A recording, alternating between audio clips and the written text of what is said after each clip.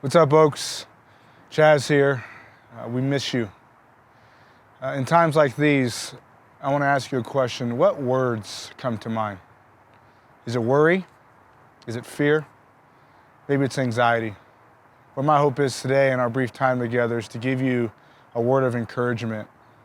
I think about the movie I Am Legend and the song and the one phrase in the song that Will Smith, Dr. Novell, used to get him through tough times very much like these, and that was, don't worry.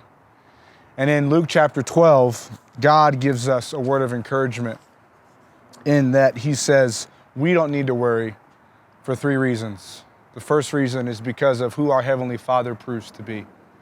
The second reason we're not to worry or have fear or be anxious is because of where our faith is presumed to be. And then finally, we're not to worry because of what our future is promised to be.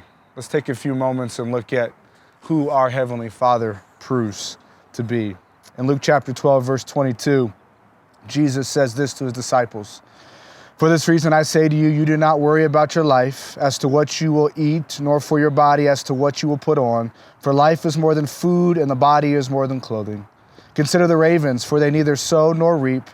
They have no storeroom nor barn, yet God feeds them." The first thing we learn about who our Heavenly Father proves to be is that he provides for us. It also says that he is our protector. Skipping down to verse 27, Jesus says this: "Consider the lilies, how they grow, neither toil nor spin. But I tell you, not even Solomon in all of his glory clothed himself like one of these. But if God so clothes the grass in the field, which is alive today and tomorrow is thrown into the furnace, how much more will he clothe you?" God is not only our provider, but he's also our protector.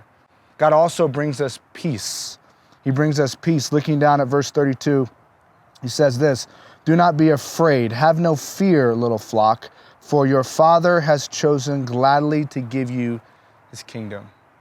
Beloved, we don't worry. We have no fear. We have no need to be anxious because of who our Heavenly Father proves to be. We also have no need to worry because of where our faith is presumed to be. And speaking about why we are not to worry and how God is our provider, our protector, and makes peace for us, he says, "You men of little faith."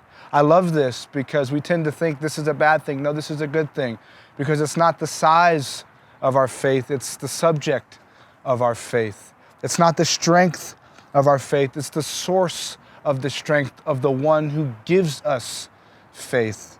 Nor is it the stability of our faith. No, it's the sovereignty of our God who holds us in the palm of his hands. We don't worry because of who our Heavenly Father proves to be. We don't worry because of where our heartfelt faith is presumed to be.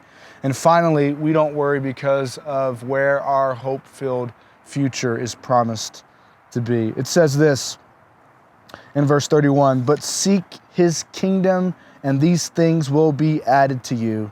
Do not be afraid, little flock, for your Father has chosen gladly to give you his kingdom." Friends, we don't worry because of who our Heavenly Father is. We don't worry because of where our faith is, and we don't worry because of what our future is. Some practical things to take with you as you think through what it looks like to honor God well in these times. The first thing is we need to have the right priority. In Luke chapter 10, towards the end, Mary and Martha are distracted by so many things, and yet Jesus says this: "The Lord answered and said to her, Martha, Martha, you are worried," there's our word again, "and bothered about so many things, but only one thing is necessary." What is that? That we prioritize Jesus Christ during these times. First practical thing I want you to take with you is to have the right priority. The second thing is to pray. In Luke chapter 21, towards the end, Jesus says this: "Be on guard so that your hearts will not be weighed down by dissipation and drunkenness and the worries of life, but rather be on alert and pray that you may have strength to escape all of these things." Beloved, we need to pray. We need to have the right priorities. And finally, we need to place all of our worry and fear and anxiety on him. 1 Peter 5:7 says this: "Cast your cares, place your cares on him, for he cares for you."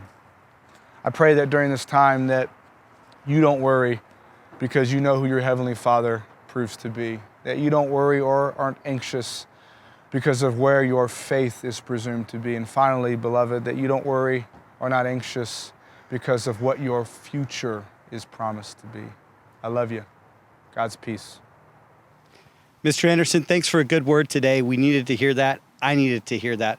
The scriptures tell us that we are the living stones being built into a new temple of God. The building here doesn't matter as much as the community here. So receive this word from the Lord today. May the Lord bless you and keep you. May the Lord make his face shine upon you. May he be gracious unto you and give you his peace. We love you. We're in this together. Have a great day.